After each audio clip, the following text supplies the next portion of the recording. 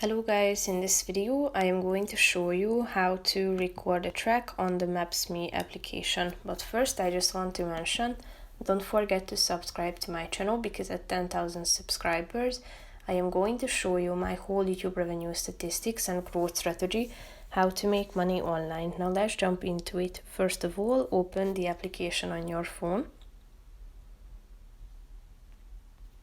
After that, click on the More button down below in the right side corner of the screen. Click on Recording a track. As you can see, the track recording has started, and you can see it indicated in the upper right corner of the screen, marked with this rec button, which marks record or recording. And if you would like to stop it, click on this button.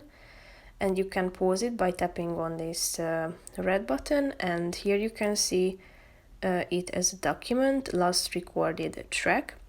You have the chance to forward it via AirDrop, Messages, Messenger, Gmail, and other options. You can also copy it, add text to it, or if you would like to delete it, you can also do so. So basically, that's it for this video, guys. See you in the next one. Bye bye.